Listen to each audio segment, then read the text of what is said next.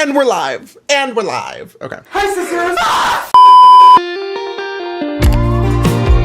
Hi guys, welcome back to another video. My name is 𝓩𝓪𝓬𝓱 𝓢𝓽𝓾𝓽𝓼𝓶𝓪𝓷, and today we are going to be talking about my unconventional perspective on how to manifest and how I've manifested everything that I have ever desired, okay? Today we are going to be combining different spiritual laws, self-concept and identity work, psychology, and what I actually do to manifest everything in my life that I have had and will soon have thus far. Firstly, one point that I would like to rail into you is that manifestation is exactly what it is you decide it to be. Meaning that manifestation can be as easy or as difficult as you make it, as fathomable or as fathomable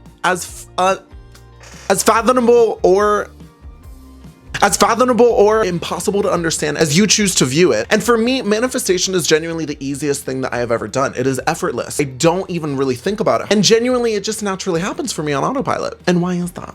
Let's get into it. All manifestation teachings are filters, not truths. They are all interpretations of underlying facts, which is that your consciousness projects itself onto the experience you are having externally. Deciding what manifestation means for you personally is the moment that you stop being a student, a learner of manifestation, and you actually start being a creator. If you decide manifestation is complicated, it will therefore show up as complicated for you. However, if you decide that manifestation is instant, your reality will start to filter out your experiences for instant alignment and manifestation. Second is that manifestation is genuinely just all about self-concept. Who you are will dictate your experience that you have externally. One thing that I feel like I've seen a lot of people do subconsciously is that they assume self-concept is simply just how you view yourself, but it goes so much deeper than that. Self-concept is how you view yourself in reality. It is what you believe is normal for you. It is how you believe people perceive you. It is also what you believe is possible for someone like you. And this is extremely important because your identity will determine how you choose to react in reality, meaning that your choices and your decisions, they all stem from who you believe yourself to genuinely be. An example is that someone that is trying to quit smoking just got offered a cigarette.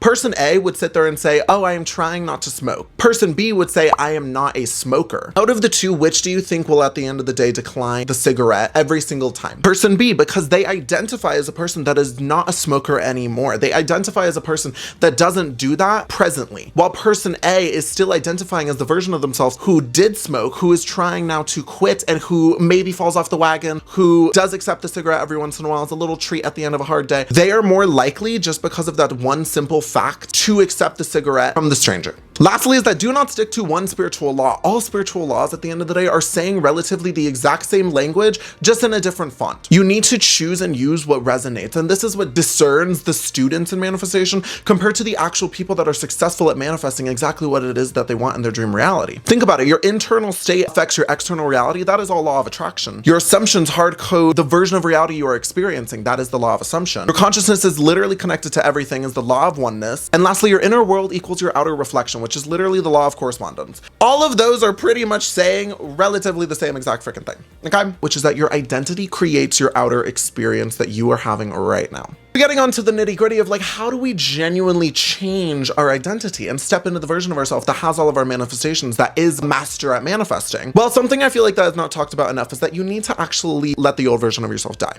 And you need to just start killing them off, okay? You cannot step into the new if you are still holding on to the old. Just like how I said in my last video, you cannot plant new seeds in last season's soil, okay? You need to start shifting that crap out. You need to dump it out, cleanse it, shift things around, even get a new pot if you'd like. And then you can start pouring the new soil in there, and then you can start having the new seeds, okay? So how do we do this? Well, this is kind of where the video gets a little bit controversial because personally, I believe that society has conditioned us to believe that your past defines you, your trauma is your identity, and who you were is who you are, and that is just it. To me, guys, that's a little bullshit. You do not have to identify with your old stories, your past, your old traumas. And one thing I want to get straight is that this is not denial, this is self-liberation. Every spiritual law teaches the same principle, just in a different language. Law of assumption, you become what you assume and the old stories that you were telling yourself. Even Neville Goddard, claim the state of the new man that you want to be and let the old man die. Quantum physics, identity is not a solid thing. It is patterns that you continue to keep reinforcing. Psychology, even the concept of neuroplasticity, which means that your brain rewires itself based on the patterns and the identity that you keep reinforcing. Meaning that your identity is not a prison, it is a pattern, and patterns can be rewritten. As well, the reason that I felt like this was a little controversial is because as people, as humans, we tend to cling to what is familiar. At the end of the day, trauma a lot of times feels like self-protection. The brain prefers repetition and what we perceive as normal. And lastly, old stories make us feel right and valid, even if they are toxic, even if they are not serving us. The truth is, identity is a choice, not a life sentence. And you are not obligated to carry any of your childhood pain, any old old stereotypes, any old negative stories or identities that were not even yours to begin with, or be shaped by the people that are not even in your life anymore. Stop identifying with the version of yourself that doesn't actually serve you. Stop expecting the world to treat you the way that it used to. And stop returning to old emotional homes, wounds, and stories that you continue to tell yourself. Drop the old identity like a Halloween costume, burn it, bury it 6 feet under, and then while you're watching the ashes rise up from the soil, I guess, step into the new version of yourself, because the moment that you stop choosing that old story, it loses its power over you. The moment you choose a new identity, your brain starts to reorganize itself to match your thoughts, your energy, and your perspectives, all with this new identity that you are trying to create. Next is going to be the RAS, which is basically, in my eyes, the psychology behind manifestation and why so many things within manifestation are the way they are, and why some things work and why some things just feel like no matter what you're doing, it's failing every day, okay? The RAS is known as your reticular activating system. This is basically your brain's way of filtering reality based on what you believe is important in the present moment, okay? We are introduced to what, like 40 million little bits of stimuli every single second of our day, but yet you only notice what it is that your RAS is choosing for you to experience and think about. Your conscious mind can only handle about 40 little pieces of information at once, and your RAS is typically the little girl driving the wheel, determining what it is out of all the millions of little pieces of stimuli that kind of get to mold into that 40, okay? Your RAS works on your beliefs, your assumptions, your perspectives, and your emotional dominant state of being. Meaning that whatever you assume is true for you, your RAS will basically filter the world to prove that to you in the now. This is also what people call confirmation bias. Examples are, it's like when you want a Tesla, you start seeing Teslas everywhere. You start hearing conversations about Teslas all the time. You start seeing all this like news with Elon Musk and Teslas and blah, blah, blah, blah, blah. Charging stations are all over and you're like, oh my God. Same thing, if you believe people love you, your brain will start to filter out experiences where that is proven to you, where people start holding the door open for you, where people start complimenting you, where people reach out to you just because they want to be with you. Same thing if you tell yourself you are always anxious, your brain will start to naturally start scanning for danger in every opportunity and experience that it gets. So understanding the RAS and understanding the self-concept work that is needed in order to manifest. Now we are going to actually get into step-by-step ritual that I do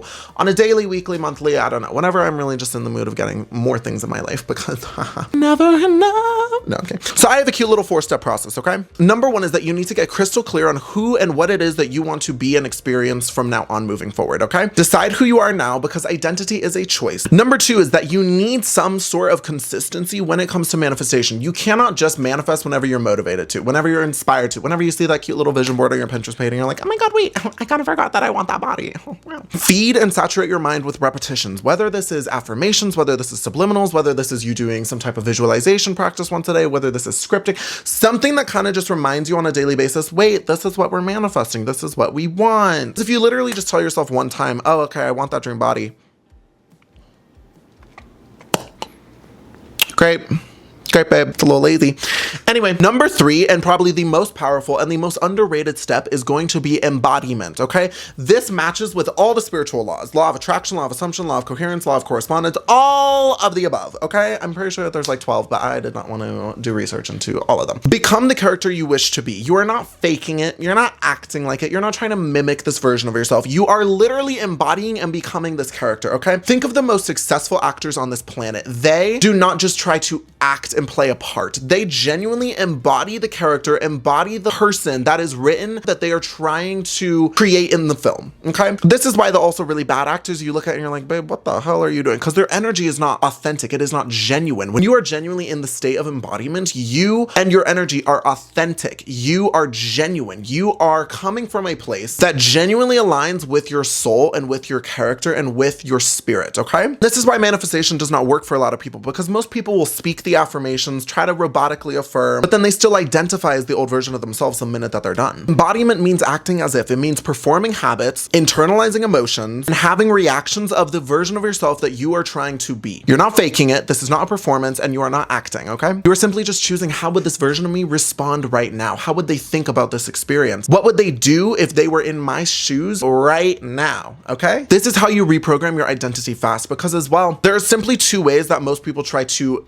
get things in their life, okay? Number one is that they basically try to force themselves to go to the gym every single day of the week. They try to be like, all right, I'm just gonna go 5 days a week. I'm going to start hustling. We're just gonna go. And then basically their identity eventually shifts if they stay consistent, if they don't give up, and if they don't fall off that wagon. Then they will start to view themselves as someone that does go to the gym, that does work out. That is the harder route. That is the route that typically ends up with most people failing, falling off that wagon, and then looking 6 months back at their New Year's resolutions being like, wow, haha, I did none of these. Number two is the way that I am trying to express to you guys, which is you shift your identity, you change your internal state into the version of yourself that does go to the gym 5 days a week, that does work out consistently, and then you will start doing and acting as that character and aligning your state of being to start doing the things that that version of yourself does. You will start going to the gym 5 days a week, not because you're trying to force it, not because you're like, okay, I have to go, but because it is who you are. Same thing with me. I love going to the gym. I work out all the time. I mean, like, and when I have a rest day, when I have an off day, when I am just not feeling like it and I choose not to go, that says nothing about my identity. I know that I am someone that still works out 5 to 6 days a week. I know that I am someone that still eats healthy. I know that I am someone that still identifies as someone that goes into the gym. It's not me falling off the wagon. It's not me sitting here being like, God, I just can't do it. And like, it's so hard for me. No, I identify as someone that goes to the gym, that loves it, that does it all the time. So then I do all that, okay?